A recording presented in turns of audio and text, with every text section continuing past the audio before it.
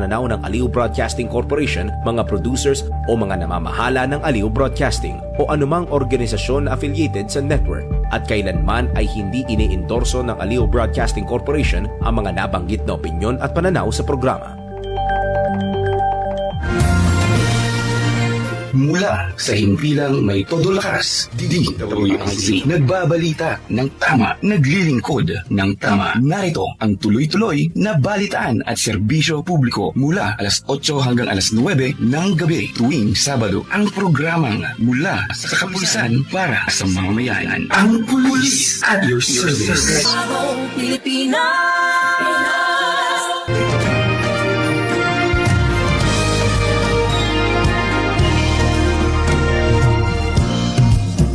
Gabi po, Luzon, Visayas at Mindanao. Ngayon po ay araw ng Sabado, October 18, 2025.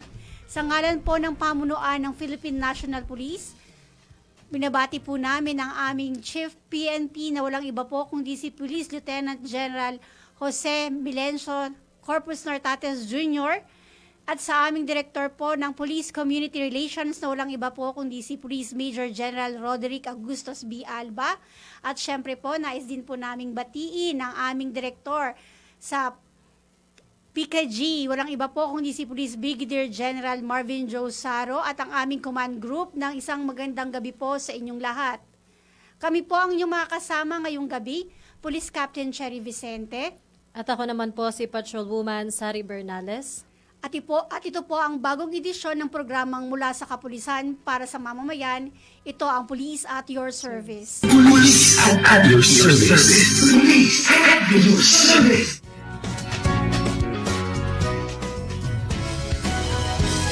Magsama-sama muli po tayo sa isang oras na talakayan, balitaan at serbisyo publiko mula alas 8 hanggang alas 9 ng gabi. Dito lamang po sa himpilan ng May Todong Lakas, DWIZ, nagbabalita ng tama, naglilingkod ng tama. Tayo din po ay napapanood sa official Facebook page at YouTube account ng DWIZ, ganun din sa official Facebook page ng Philippine National Police.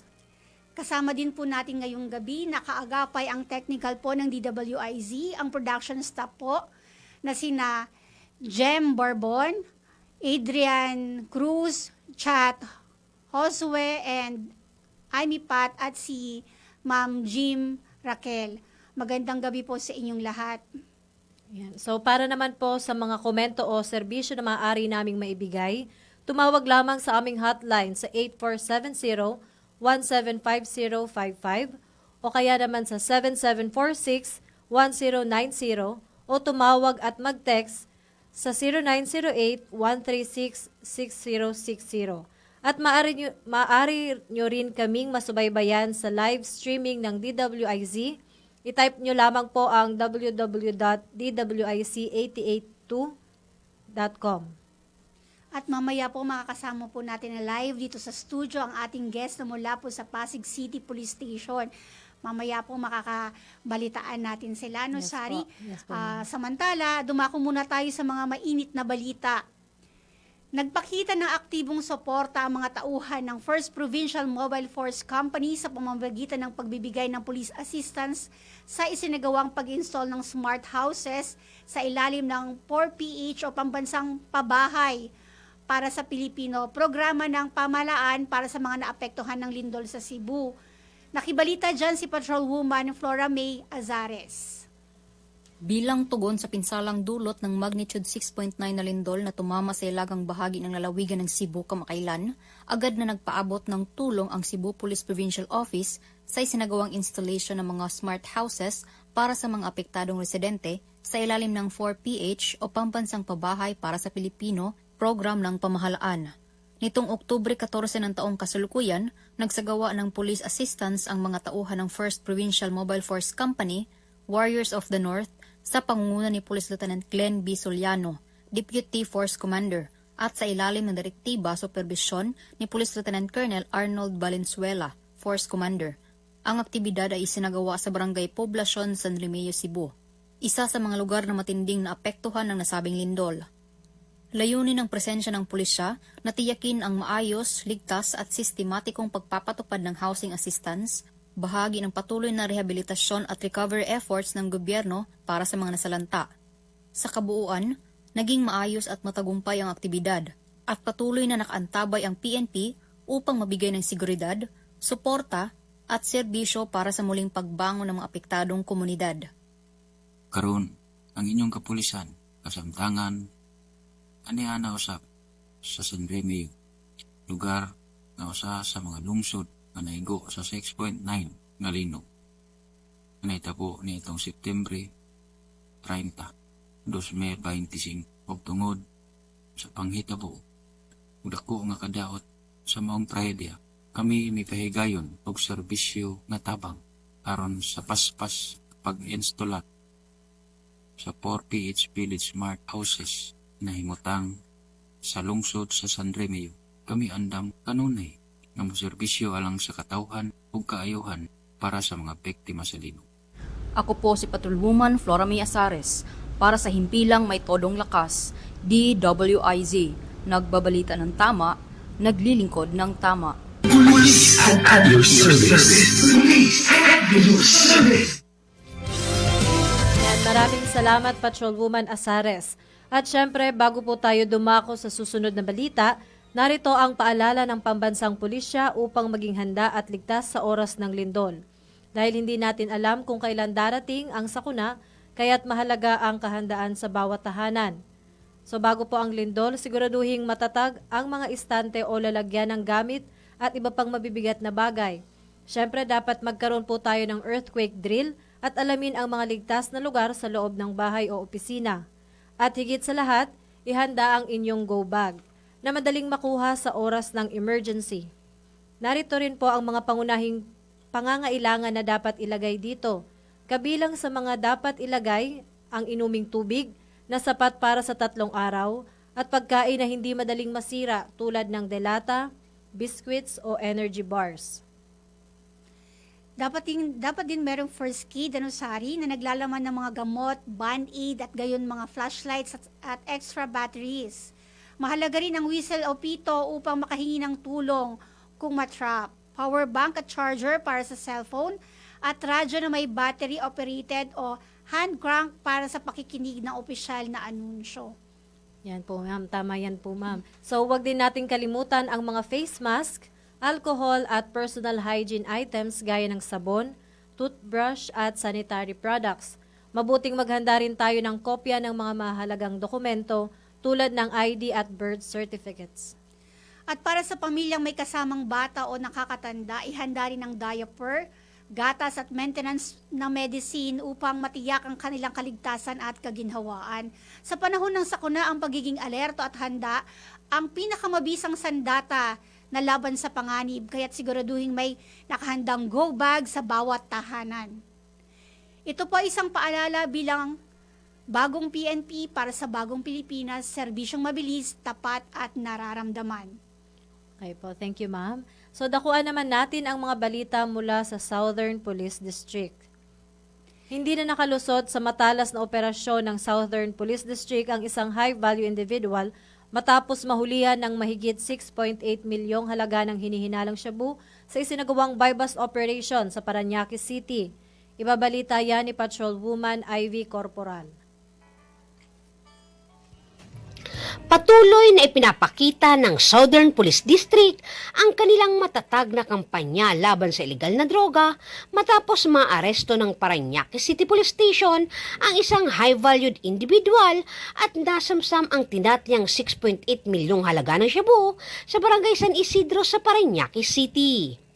Ayon sa Parañaque City Police Station, naganap dakong alas 5:15 ng umaga ang isinagawang operasyon ng Station Drug Enforcement Unit sa kahabaan ng San Luis Street, Sitio Fatima, Valley 6 na nagresulta sa pagkakadakip sa sospek ng nakilalang si alias Salvador, 30 anyos at residente rin ng naturang lugar. Unang nabentahan ng sospek ang isang pusher buyer ng 50 gramo ng hinihinalang shabu na nagkakahalaga ng 340,000 pesos. Sa isinagawang follow-up search, nadiskubre pa ang 5 plastic sachet na naglalaman ng tinatayang 950 gramo ng shabu na nagkakahalaga ng 6,460,000 pesos. Dahilan upang umabot sa 1 kilo o 6.8 milyon ang kabuuang halaga ng nasabat na droga. Narecover rin ng pulisya mula sa suspect ang bypass money na binubuo ng isang tunay na 1,000 piso at 49 na piraso ng budol money, isang brown paper bag, green eco bag at itim na timbangan na pinaniniwalaang gamit sa bentahan ng droga. Nahaharap ngayon sa alias Salvador sa mga kasong paglabag sa Section 511, Article 2 ng Republic Act 9165 o mas kilala bilang Comprehensive Dangerous Drug Act of 2002. Ako po si Patrolwoman Ivy Corporal para sa himpilang may todong lakas, DWIZ, nagbabalita ng tama, naglilingkod ng tama. Police at your service. Police at your service. Maraming salamat, Patrolwoman Corporal. Samantala, matagumpay na nasabat ng mga operatiba ng Nueva Ecija PNP ang tinatayang 165,000 ng halaga ng peking sigarilyo sa kinasang operation sa lalawigan na nagresulta rin sa pagkakaaresto ng 2 suspect. Ang report mula kay Patrolwoman Janice Bulahaw. 2 suspect ang naaresto at tinatayang 165,000 pesos halaga ng pekeng sigarilyo ang nasamsam sa ikinasang Oplan Cita Checkpoint Operation ng mga tauhan ng Zaragoza Municipal Police Station sa ilalim ng pamumuno ni Police Colonel Heril Daguit L. Bruno, Provincial Director ng Nueva Ecija Police Provincial Office sa Barangay Batitang, Zaragoza, Nueva Ecija. Sa pagsasagawa ng beripikasyon, nakitaan ang loob ng sasakyan ng isang kahon ng modern light cigarettes. Nang siyasatin pa, nadiskubre ang 10 kahon ng peking modern light cigarettes na may kabuuang halagang 165,000 pesos. Nabigo ang mga suspect na magpakita ng anumang dokumento bilang patunay ng legal na pinagmulan ng mga produkto. Ang mga suspect at mga nakumpiskang pekeng sigarilyo ay dinala sa himpilan ng Zaragoza MPS para sa wastong dokumentasyon at disposisyon. Inihahanda na rin ang kasong paglabag sa Republic Act 9211 o Tobacco Regulation Act of 2003 laban sa kanila. Ayon kay Police Colonel Heril Daguit L. Bruno, patuloy ang piniigting na kampanya ng NEPO laban sa mga iligal at pekeng produkto na nagdudulot ng panganib sa kalusugan at kabuhayan ng mamamayan. Ang nasabing operasyon ay sinagawa alinsunod sa direktiba ni Police Brigadier General Ponce Rogelio I. Peñones Jr., Regional Director ng Police Regional Office 3, na paigtingin ang kampanya laban sa kriminalidad upang mapanatili ang ligtas at maayos na pamayanan sa gitnang Luzon. Ako po si Pat Janice Bulahaw para sa himpilang may todong lakas, DWIZ, nagbabalita ng tama, naglilingkod ng tama. Police at your service. Police at your service. Maraming salamat, Patrolwoman Bulahaw. Mahigit 14 milyong halaga ng hinihinalang marijuana ang natuklasan ng mga otoridad sa magkakahiwalay na operasyon sa mga lalawigan ng Benguet at Kalinga. Sa tulong ng masinsinang intelligence monitoring at pinaigting na anti-illegal drug operations, matagumpay na nadiskubre ng mga tauhan ng Philippine National Police at Philippine Drug Enforcement Agency ang mga taniman at pinatuyong dahon ng naturang ipinagbabawal na gamot. Yan ang balitang hatid ni Police Master Sergeant Leni Valerio. Sa pagpapatuloy ng kampanya laban sa illegal na droga ng Police Regional Office Cordillera Administrative Region o PROCAR, nadiskubre ang nasa 14,888,000 pesos na halaga ng marijuana sa serye ng marijuana eradication operations na isinagawa ng Benguet at Kalinga nitong 14 ng Tubre taong kasalukuyan. Sa Benguet, 43 at 170,000 polygrown marijuana plants at 13,850 marijuana marijuana seedlings at 20 kilograms na dried marijuana leaves na may kabuang standard drug price na 11,588,000 pesos ang nadiskubre mula sa 11 plantasyon na tagpuan sa Barangay Takadang, Kibungan, Barangay Kayapa, Bacon at Barangay Bileng Bilis, Kapangan ng pinagsanib na pwersa ng Bacon Municipal Police Station, Kibungan MPS, Kapangan MPS, Provincial Drug Enforcement Unit at Provincial Intelligence Unit ng Benguet Police Provincial Office at 2nd Benguet Provincial Mobile Force Company at Regional Intelligence Unit 14 at Philippine Drug Enforcement Agency o PDEA. Samantala, sa Kalinga naman, 3 plantasyon na tamnan ng 6,500 fully grown marijuana plants na may standard drug price na 3,300,000 pesos ang nadiskubre sa Barangay Lukuong, Barangay Butbut Proper at Barangay Dananaw, Tinglayan ng mga operatiba mula sa Dubugan MPS, Tinglayan MPS, PIU at FEDEO ng Kalinga PPO, 1st at 2nd Kalinga PMFCs, Regional Mobile Force Battalion 15 at Regional Intelligence Unit 14 at PDEA. Lahat ng mga nadiskubreng marijuana ay sinunog ng mga operatiba habang patuloy ang isinasagawang investigasyon upang matukoy ang iba pang plantasyon ng marijuana at mahuli ang mga individual na may responsable sa illegal na pagtatanim nito. Ako po si Police Master Sergeant Lenny Valerio para sa Himpilang May Todong Lakas, DWIZ, nagbabalita ng tama, naglilingkod ng tama. Police at your service. Police at your service. Maraming salamat, Police Master Sergeant Lenny Valerio.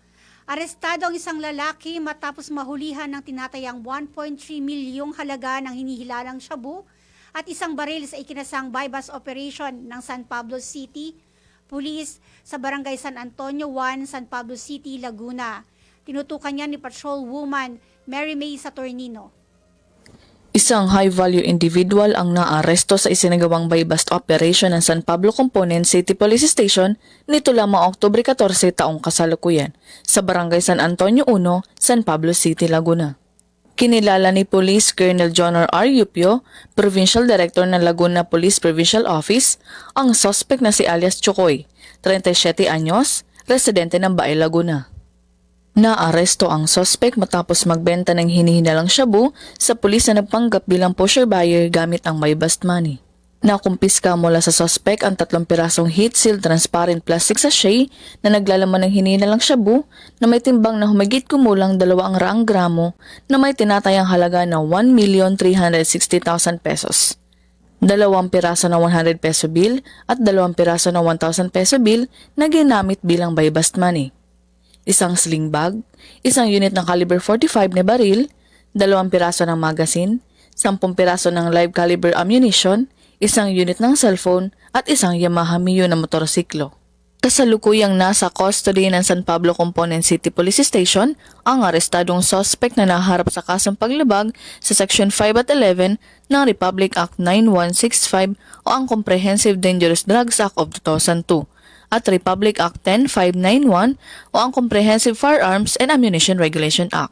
Ako po si Patrolwoman Mary May Sartorio para sa Himpilang May Todong Lakas, DWIZ. Nagbabalita ng tama, naglilingkod ng tama. Police at your service. Police at your service. At yan po ang mga balitang nakalap ng ating mga PNN correspondents. Maraming salamat po sa inyong lahat. At magbabalik po ang ating programa makaraan po ng ilang paalala. Police at your service. Police at your service. Kayang-kaya mo ang kahit na ano kung ikaw mismo ang gagawa nito. Let's learn new things sa DIY Do It Yourself. Kung meron kang apps o software sa iyong computer na madalas mag-crash, alam mo bang hindi mo na kailangang pambuksan ng Task Manager para ma-close mo ito? Kaya narito kung paano i-force end task ang unresponsive apps sa computer mo. Una, buksan mo ang settings ng iyong computer. Ikalawa, tumungo ka sa System tab at pindutin mo ang For Developers na option na. Ikatlo, hanapin mo naman ang End Task option at i-enable mo ito. Gets mo ba? Sige nga, do it yourself. Maraming Pilipino ang naniniwala na ang pagligo sa gabi ay maring magdulot ng rayuma o pananakit ng kasukasuan. Ngunit, totoo ba to? Tara, let's prove it! Bago maniwala sa mga claim-claim na yan, patunayan na yan sa Let's Prove It! Ayon sa mga eksperto, ang paniniwalang ito ay walang siyentipikong basihan. Ang rayuma o arthritis ay isang kondisyon na nagdudulot ng pananakit, pamamaga at paninigas ng mga kasukasuan. Ayon sa Mayo Clinic, ang rheumatoid arthritis ay isang chronic inflammatory disorder na hindi lamang nakakaapekto sa mga kasukasuan, kundi pati na rin sa iba't ibang sistema ng katawan tulad ng balat, mata, baga, puso at mga daluyan ng dugo. Dulot ng iba't ibang salik tulad ng autoimmune disorders, genetics at mga impeksyon. Sa makatuwid, walang sapat na ebidensya na makakapagpatunay na ang pagligo sa gabi ay nagdudulot ng rayuma o pananakit man ng kasukasuan. Mahalaga pa rin ang pagpapanatili ng malinis na katawan at tamang kalinisan, anuman ang oras ng pagligo. Balitang mas maganda pa sa good news. DWIZ, the better news. Naglaan ng Government Service Insurance System o GSIS ng mahigit 22 million pesos para sa emergency loan ng mga miyembro at pensyonado sa Lapas Agusan del Sur na naapektuhan ng pagbaha at matagal na pag-ulan. Ang deadline ng aplikasyon ay hanggang sa 15 ng Hunyo. Maaaring umutang ng hanggang 20,000 pesos ang mga kwalipikadong miyembro at pensyonado, habang ang mga may dating emergency loan ay maaaring mag-renew at makatanggap ng hanggang 20,000 pesos na net amount na may kabuuang loan na hanggang 40,000 pesos. Babayaran ito sa loob ng 36 months na may 6% interest at sakop ng loan redemption insurance sakaling bawi ng buhay ang nangutang basta't updated ang bayad. Maaaring mag-apply gamit ang GSIS Touch mobile app. Para sa karagdagang impormasyon, bisitahin ang www.gsis.gov.ph o tumawag sa GSIS Contact Center. At yan ang balitang mas maganda pa sa Good News Catch Up. News Catch Up. Pilipinas, narito na ang tamang balita sa oras na ito. Bigyan diin ni Bureau of Customs Commissioner Ariel Nepomuceno ang agarang pangangailangan na gawing digital ang mga proseso at naturang ahensya o sa naturang ahensya, kabilang ang pagpapalawak sa paggamit ng scanning technologies, closed-circuit television monitoring at surveillance systems. Naniniwala si Commissioner Nepomuceno na ito ang pangunahing solusyon upang labanan ng smuggling at katiwalian. Iginit din niya na malaking papel ng BOC ang pagsusulong ng kalakalan at pagpapatibay ng seguridad ng supply chain. DWIZ News Catch Up. News Catch Up. At yan ang tamang balita sa mga oras na ito. Mag-follow at subscribe sa lahat ng DWIC News digital accounts, Facebook, Instagram, YouTube, TikTok, X, DWIC News app, at DWIC News website. Ako po si Jem Arguel, nagbabalita ng tama, naglilingkod ng tama. Oras-oras nagbabalita ng tama, naglilingkod ng tama. DWIZ News Catch Up. News Catch Up. DWIZ Police at your service. Police at your service. Mga paalala ng PNP upang maiwasan ang flu at flu-like illnesses.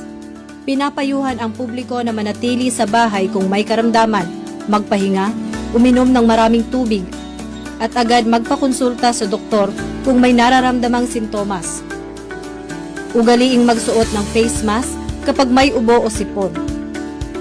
Takpan ang bibig at ilong kapag umuubo o bumabahin, at laging maghugas ng kamay gamit ang sabon o sanitizer. Linisin ang mga madalas hawakang gamit, magpabakuna laban sa trangkaso at palakasin ang resistensya sa pamamagitan ng tamang pagkain, ehersisyo, sapat na tulog at pag-inom ng bitamina. Ang PNP ay patuloy na handang tumulong upang matiyak ang isang ligtas at malusog na komunidad para sa lahat.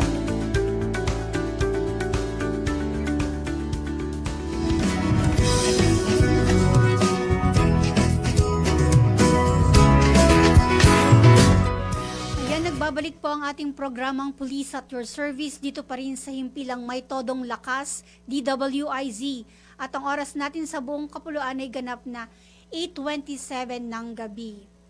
Ayan. So, ngayong gabi po ay wag na nating patagalin at i-welcome na natin ang ating guest. Mula po sa Pasig City Police Station, walang iba po kundi si Police Lieutenant Gina Bukalan, ang OIC ng Station Community Affairs Section ng Pasig CPN. Magandang gabi po at welcome po sa ating programa, ma'am, dito po sa DWIC. Bati at magpakilala po muna tayo sa ating mga manonood. Magandang gabi din po sa inyo, Ma'am Cherry and Ma'am Sari, at sa inyo pong mga viewers and listeners ngayong gabi mula po sa Pasig City Police Station, Eastern Police District, sa pangunguna po ng aming butihing District Director na si Police Brigadier General Adentila Gradante at ng Chief of Police ng Pasig City Police Station na si Police Colonel Hendrix B. Mangaldan. Magandang gabi po lahat sa ating tagapanood sa Pasig City Police Station. Ano po, ma'am? Ma'am, bago po natin simulan ang ating magandang kwentuhan ngayong gabi, maaari ko po bang kumustahin ang ating kapulisan sa Pasig City Police Station? Kumusta naman po kayo doon, ma'am? Yes, ma'am. Ang mga kapulisan po natin sa ating police station, ang Pasig Police Station, ay nananatili pong laging alerto at masisipag at dedicated sa paggampan ng ating pong trabaho sa maintenance ng peace and order sa ating community po. Napakagandang marinig, Sari, na talagang very active po ang Pasig City Police Station. Yes, Ano po? And congratulations po sa inyong district po kung saan po nagkaroon po kayo ng malakihang accomplishments po nung previous weeks po. Ano po? Ma'am, bago po natin talakayin ng yung mga accomplishments, dahil kitang-kita naman sa ating kumustahan kanina na very active po ang ating mga kapulisan sa Pasig City. Ano po ang pangunahing mandato ng Pasig City Police Station at ano po ang mga ilang barangay services po ng Pasig City Police Station para po sa kaalamanan po ng komunidad natin sa Pasig City? Okay po, Ma'am Cherry. Ang ating pong pangunahing mandato bilang mga pulis ng Pasig City Police Station ay ang mapanatili po ang peace and order sa ating mga community.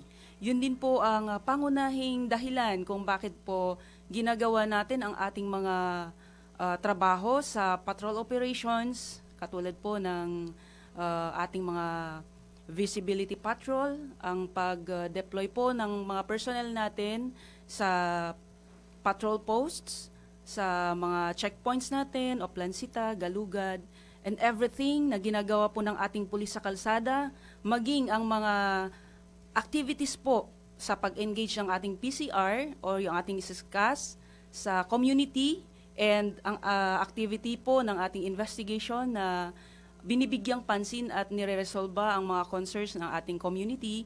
Ito po ay lahat ay nakadirekta sa pag-maintain natin ng ating peace and order sa Pasig City po.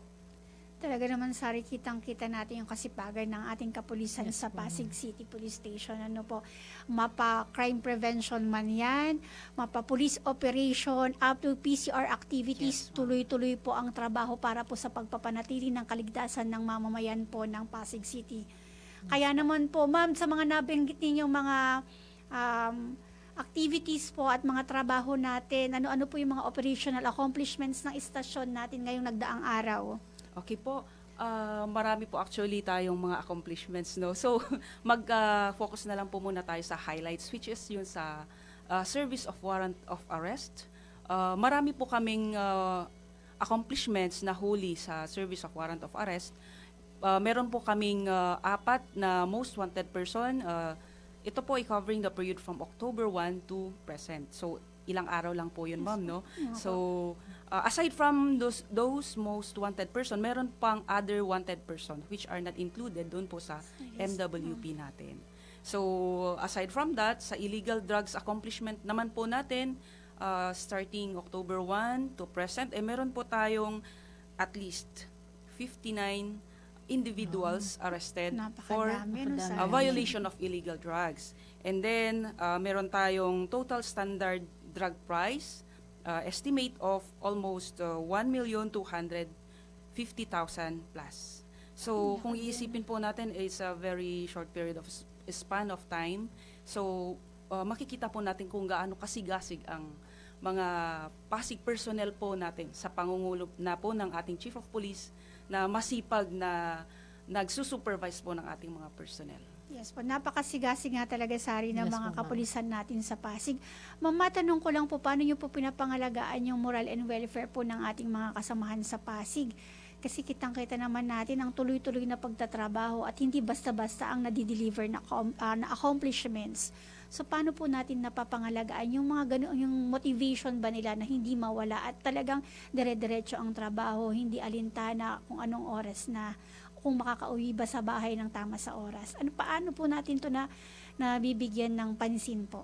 Okay po, ma'am. Magandang tanong po yun, ma'am. So, sa amin po sa Pasig City Police Station, naaalagaan po ang welfare ng ating mga personnel. So, bawat personnel po ay nakakakuha sila ng rest day. Though masasabi natin na minsan talagang busy tayo na halos sunod-sunod yung mga activities sa Pasig City. So, binibigyan natin sila ng kanilang day off. And then, meron din tayong mga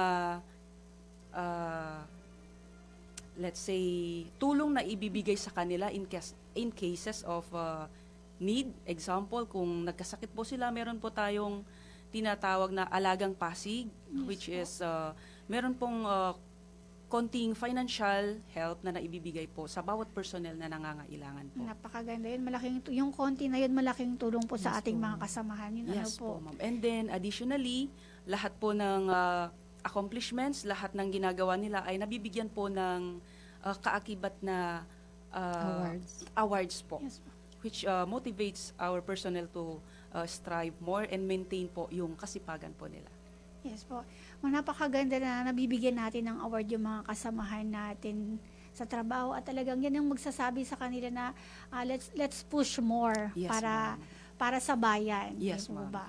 And aside from that, talagang nakaangkla rin ito sa sa focus agenda ng ating Chief PNP kung saan nagkakaroon tayo mga mental health awareness, yung bantay kaisipan, ano po? Yes po, ma'am. Ano-ano po pa yung mga naibibigay nating mga activities o programa po para po sa ating mga kasamahan, like trainings? Actually, sumasali po tayo or may mga activities po tayo, like, let's say sa mental health seminars. So, kung ano pa man yung ibang na i-offer po sa atin is ibinibigay po natin sa ating personnel po.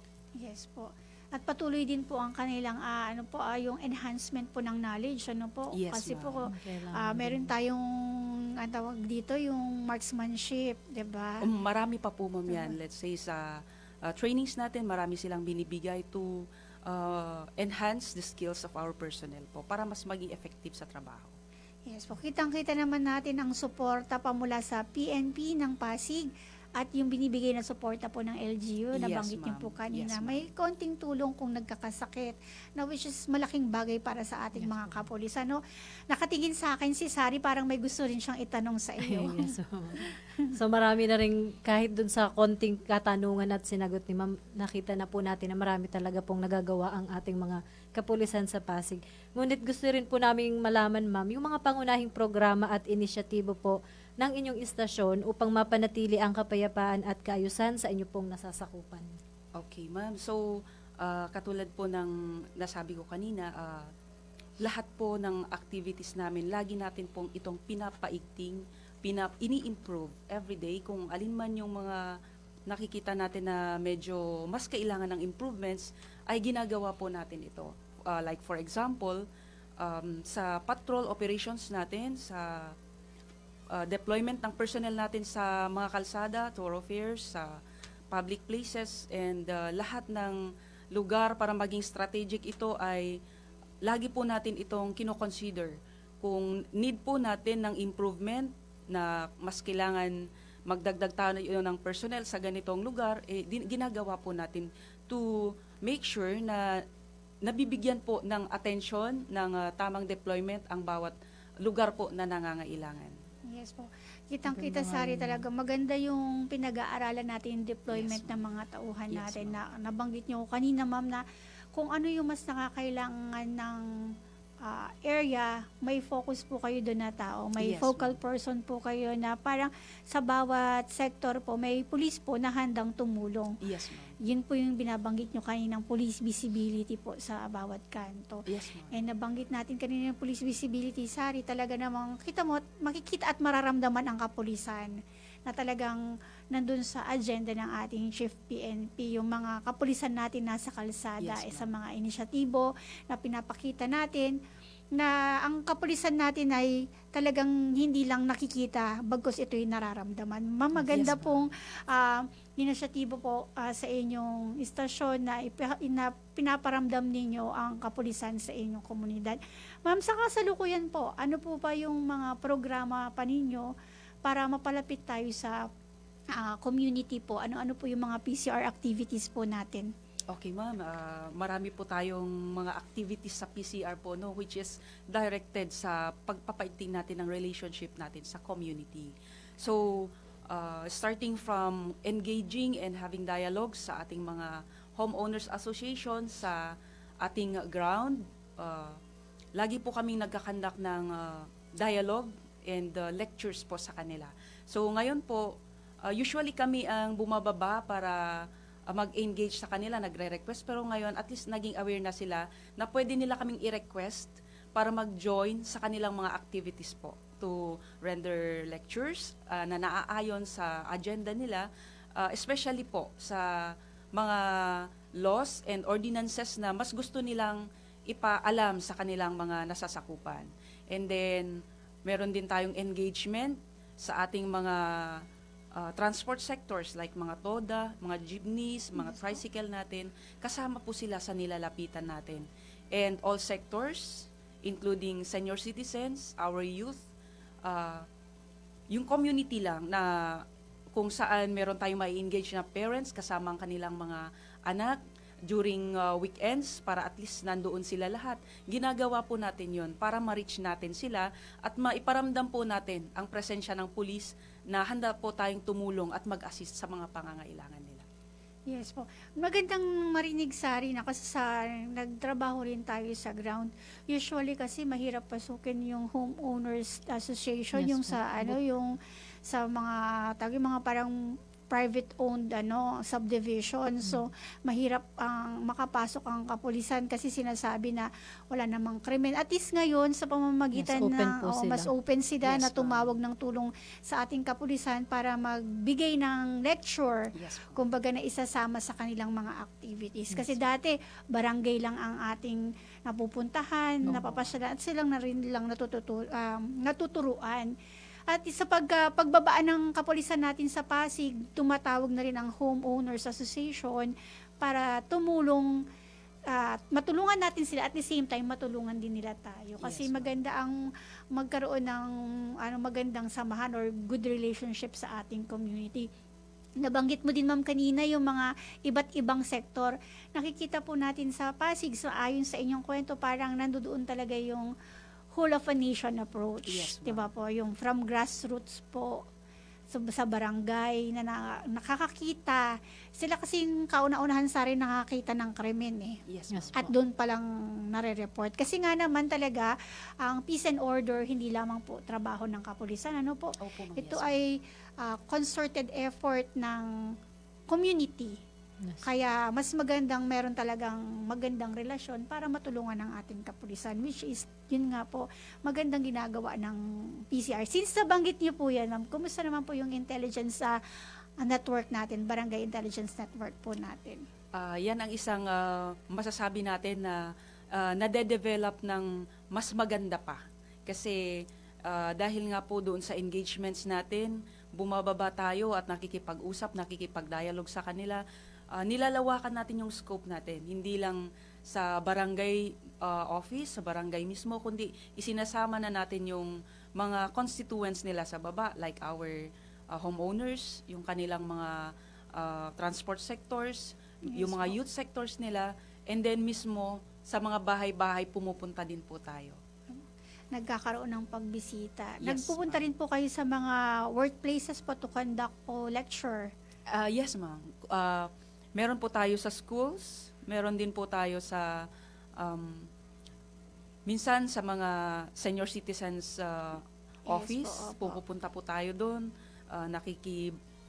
pag-dialogue sa kanila. Meron din tayong visitation sa mga PWD po natin sa kanilang workplace doon sa project area nila kasi mayroon sila mga projects na ginagawa po. Yes So, po. binibisita po natin sila doon, kinakausap, nakikipag-dialogue po.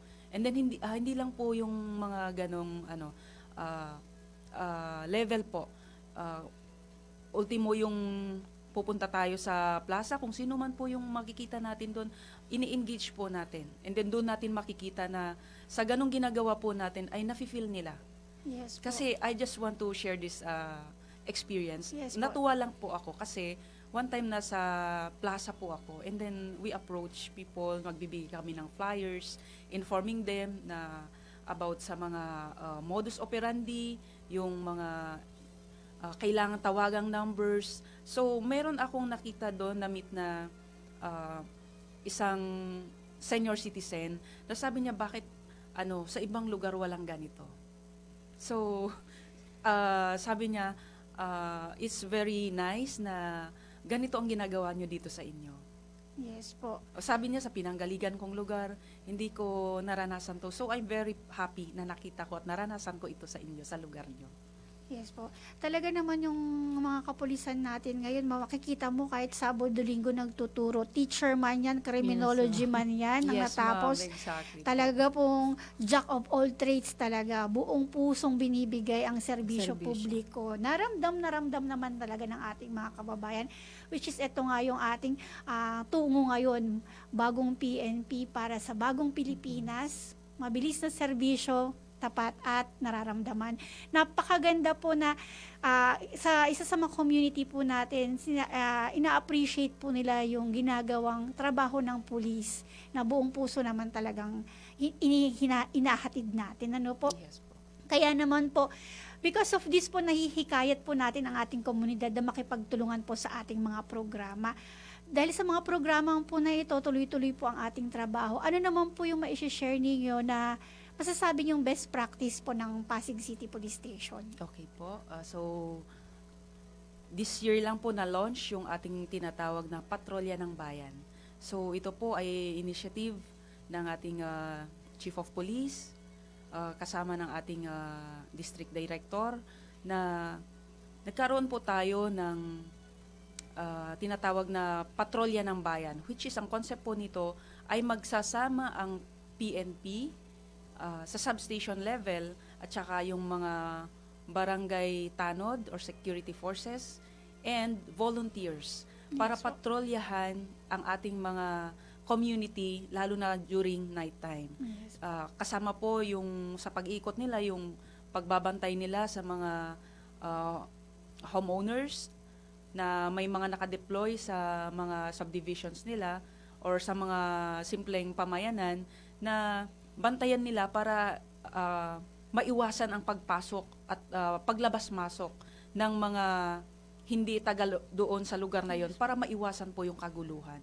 So, na-identify po ng mga kasama nating nagpapatrolya kung saan yung mga lugar na medyo mas kailangan ng attention natin. So, iniikutan po nila lagi yon.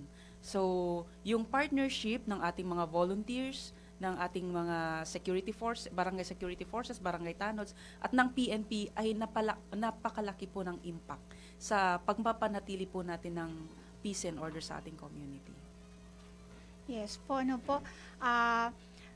magkaroon muna po tayo ng konting patalastas po. Maganda na po yung kwentuhan natin, pero Babalikan natin yung mga babalikan iba pa. po natin yung ating natigil na pag-uusap dahil sa oras na po na to, 8:46 na po ng gabi. Magbabalik pong muli ang Police at Your Service. Police at your service. Police at your service. Pagsapit ng alas 12 bago ka mag-lunch o kaya nagla-lunch ka. Dagdagan pa ang mga alam mo para hindi ka naman huli sa balita. Live sa DWIZ Manila at sa lahat ng DWIZ News FM sa buong Pilipinas, Luzon, Visayas at Mindanao. At mapapanood ng live sa Aliw 23 Free TV at sa lahat ng digital channel ng DWIZ.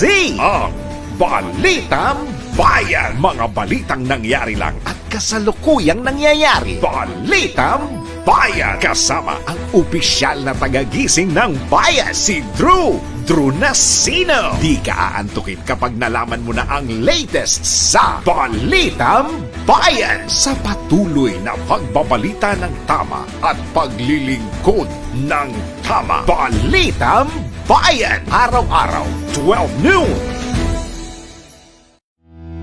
Health is the best wealth sa mga working millennials na may kakaibang challenge pagdating sa kalusugan sa panahon ngayon. Body wellness, mental wellness, at financial wellness. Be sure balance ang lahat sa DWIZ Life Balance. Kasama sina Daryl Justin at Gia Rafael. Monday to Friday, 6 p.m. Mga lugar na pinuntahan ng ibang tao, mga produkto, serbisyo na rekomendado. Alamin sa Highly Recommended. Handa ka na bang sumabak sa Ultimate Surf and Splash Adventure sa Siargao? Simulan sa Cloud9, ang iconic surfing spot na may world-famous boardwalk. Perfect para sa stunning sunrise o sunset shots kahit hindi ka mag-surf. Sunod, mag-island hopping sa Naked, Guyam at Daku, mga white sand paradises na swak sa picnic at swimming.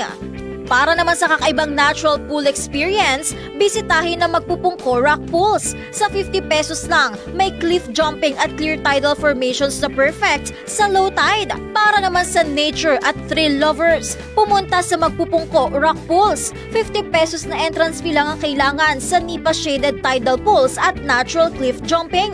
At syempre, hindi kumpleto ang Siargao trip nang hindi bibisita sa Sugba Lagoon, mag-kayak, mag-paddleboard o mag-cliff jump sa Emerald Blue Lagoon surrounded ng lush greenery. Kaya ano pang hinihintay mo? Pack your sense of adventure and get ready for waves, lagoons, and island magic. At yan ang ating highly recommended.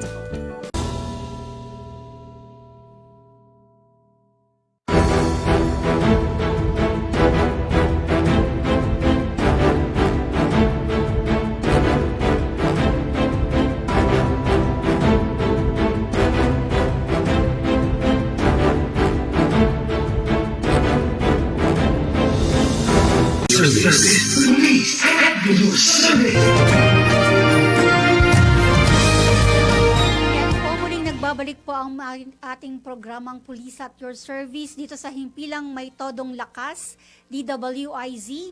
At ang oras po natin sa buong Kapulaan ay ganap na 8:50 na po ng gabi. Ma'am, mabalik po tayo sa ating kwentuhan kanina regarding nga po dun sa pagpapatrolya po kung saan po nagsasama-sama po ang ating mga volunteers, barangay officials and kagawads po with the help of the homeowners po. At buti kasi po doon po sa pinanggalingan ko pong unit dati, hirap na hirap talaga silang makapasok sa mga ganyang subdivision. Mahirap makipag-communicate talaga sa pagdating sa mga subdivisions. Ayaw kasi halos sa mga homeowners. Ano po yung ginawa ninyong pamamaraan upang mahikayat po ang mga homeowners sa Pasig na makipag-cooperate po sa ating kapulisan? Ang ginagawa po natin is nakikipag-coordinate tayo kung may kailangan tayong iparating sa kanila. We send them through coordination letters. So, through communication, ay makakapag-respond sila kung ano yung mga pangangailangan nila, kung ano yung gusto nilang iparating sa atin na concerns. And then, doon po tayo magkakaroon ng line of communication na tumatawag po sila. So, mas magiging open po. Yun po yung opening door kung paano tayo makipag-usap sa kanila. So, minsan meron po sa kanila yung nagre-request ng ating tulong para mag-lecture sa kanilang mga security forces. So, pinupuntahan po natin and then ibinibigay natin yung services na kaya natin ibigay po sa kanila. Yes, so makikita talaga, Sari, ang susi kahit sa anumang bagay na hindi na pagkakasundaan o may barrier, communication, tamang communication.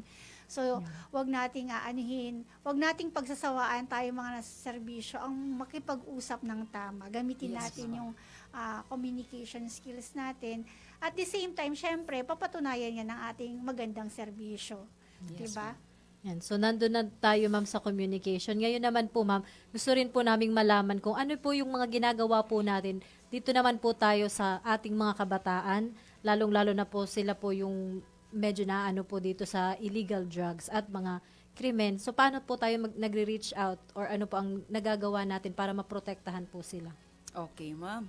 Thank you for that question. So, sa atin po no, sa Pasig City Police Station, kinakandak po natin itong tinatawag natin na Project Ready, which is resistance education against illegal drugs for the youth. So, kinakandak po natin ito sa schools. So, since na-introduce po natin ito sa kanila, through our district and regional office ng schools, bale, naintindihan po nila ito kung ano po yung tulong na naibibigay ng lectures ng Project Ready sa kanilang estudyante po. So, ngayon, meron po kaming mga nakaschedule na request na pupuntahan namin para magturo ng kung ano yung mga illegal drugs, kung ano yung mga effects nito, ill effects sa katawan, lalo na mga kabataan, which is nag-grow pa lang sila sa health natin, and kung ano pa yung ibang masasamang effects nito sa buhay ng isang bata, katulad niyan, tatama rin siyang mag-aral, masisira yung kanyang pag-aaral, yung relationship niya sa family, and then sa kanyang mga peers and the community as a whole. So, ipapakita natin kung paano masisira unti-unti yung buhay nila once na na-touch po nila o naumpisahan nila ang paggamit ng illegal drugs. So, isa po yun sa pagtuturo natin sa school levels. Meron din po tayong lectures na ginagawa sa mga youth na nasa community natin, yung out-of-school youths po natin. And then, meron din po tayong tinatawag na KKDAT, yung sa kabataan, kontra droga, terorismo, na kung saan po ay ini-encourage po natin sila na gumawa ng mga activities para malayo sila sa illegal drugs. Yes, ma'am. Kanina ma'am, nabanggit niyo po yung Project Ready po, no? Yes, ma'am. Ano, before kasi nung kabataan natin, ang tawag natin doon ay DARE po. Opo, Di yes po ba? ma'am. Before po. Yes po. Ano po yung pinagkaiba ng Project Ready sa DARE? Halos wala naman po siyang masyadong ipinagkaiba po. Pero ito kasing Project Ready ngayon is series po siya na kailangan may mapag-graduate ka. So, meron kang schedule na susundin, yung module na susundin, and at the end of the day, yung mga student participants mo, they will be graduating at nakakapag-graduate ng Project Ready. Yes po. Maganda po talaga na yung lecture po ng drug awareness or drug education is nafa-follow up. Di po ba? Kasi mas nararamdaman nila kung ano ba talaga. Kasi I believe na apart ng Project Ready, kino-consider yung how to make good decisions. Yes, Tsaka choosing of peers, di ba? Yes, ma'am. Yung peer pressure, so nabanggit nyo din po kanina. Kaya napakainam talaga na may follow-up yung pagtuturo. Kasi kahit din naman sa school, di ba, nung nag-aaral tayo, hindi naman natin makukuha yun ng minsan. So, laging may follow-up. Napakaganda talaga nitong Project Ready kasi naka-tailor to ayon sa age ng bata. Yes, ma'am. Di po ba? Yun po yung magandang, yung pinagkaiba nila. Kasi dati, sa DARE kasi, lahat yan nasa court or nasa stage, lahat tinuturuan na. So, ilang porsyento lang doon yung matututo. Unlike sa Project Ready, may focus. Yes, ma'am. Di po ba? Kasi galing din po ako sa pagtuturo sa ground and inabot ko nga din po yung Project Ready na yan na para sa ating mga kababayan. Yan po yung mga sinishare po na kaalaman ng ating mga kapulisan para mapangalagaan po ang kaligtasan ng ating mga anak sa pamamagitan po ng pagtuturo kung paano gumawa ng mabuting desisyon. Di po ba? Kaya po, aside from that, may KK.dat kayo. Ito yung mga may activities kayo. Ito ba mga sports fest? Kasama po ba ang mga kapulisan natin sa sports fest? Ang ginagawa po ng ating mga KKDAT, during activities, is Yes meron po. po silang specific part na magpe-present like cultural presentation. Yes. So, lahat ng resources na pwede nilang gawin, andun makikita mo yung creativity nila. So, nakaka-amaze po kung gaano ka-creative itong mga to pag namomobilize po sila. Yes po. Aside from creativity, they learn how to organize themselves. Yes, Tama ma'am. po ba? Exactly po. Yung skills ba ng leadership, bata pa Opo. lang na ituturo na sa KKDAT kung paano mag-lead ng kapwa nila. 'Di ba? Isa sa mga naituturo ng mga kasamahan natin sa serbisyo na kung paano mag-organize ng isang activity at the same time nahuhon yung leader skills ng ating mga kabataan. So, iilan lang yan sa mga programang ginagawa ng ating mga kapulisan para mailayo sila sa kapahamakan. Yes, po? ma'am. Kaya naman po, saludo po kami sa Pasig City Police Station dahil sa inyong walang sawang pagsubaybay po sa constituents po ng Pasig City. Ma'am, kumustahin ko lang po ang relasyon natin sa local government unit natin. Kumusta naman po sila? Kumusta po ang pagsuporta nila sa ating kapulisan? Yes, ma'am. Thank you very much po. At natanong nyo din po yan. Makikita naman po natin kung gaano kaganda yung leadership ng LGU natin. So, lahat po ng kinakailangan natin, mapa-logistical man yan, mapa-training, ino-offer po nila yan sa atin. And nagpo-provide sila ng mga na logistical requirements na kailangan natin sa PNP is nagbibigay din po sila. And then, yung close coordination natin sa kanila, mabilis po. Kasi anytime na kailangan natin ng augmentation from their office, mabilis po tayong makahingi ng assistance from their traffic division, sa public safety division nila. So, lagi pong nandyan. Mabilis po yung action. So, lagi pong magkasama ang PNP at ng LGU ng Pasig po. Yes po, napakagandang marinig, Sari. Gusto ko pa man pong talakayin kung ano pong mga programa ang binibigay ng LGUs natin para masupport po ang ating PNP sa Pasig City. Ngunit kulang na po talaga ang ating oras. Ma'am, maaari na po kayo mag-iwan ng mensahe natin para sa ating mga tagapanood at kasamahan natin sa trabaho. Okay. Thank you very much, ma'am. Sa ating mga nanonood ngayon, nakasama sa Pasig PNP, thank you so much sa oras nyo. At pagbutihin po natin ang ating pagsiservisyo. Gawin natin, let's continue what we are doing. Kasi naniniwala ako at nakikita ko na talagang nagsusumikap tayo lahat para mapagserbisyuhan ng maayos ang ating mga kababayang Pasigenyo. Maraming salamat, Ma'am Police Lieutenant Gina Bukalan po ng Pasig City Police Station. Sa ating pong mga tagapakinig, maraming salamat po sa inyong pagsubaybay at hanggang sa susunod na Sabado, magkita-kita tayong muli pagmula alas 8 hanggang alas 9 ng gabi dito sa Himpilang May Todong Lakas, DWIZ, nagbabalita ng tama, naglilingkod ng tama. Ako po muli ang iyong makakasama sa susunod na Sabado, Police Captain Cherry Vicente, Woman Sari Bernales. Nag-iiwan sa inyong lahat ng isang magandang gabi at ito po ang programang mula sa kapulisan para sa mamamayan. Ito ang inyong Police at your service. At sa bagong PNP, para sa bagong Pilipinas, serbisyong mabilis, tapat at nararamdaman. Magandang gabi po muli. Mula sa himpilang may todo lakas, DWIZ, nagbabalita ng tama, naglilingkod ng tama. Narito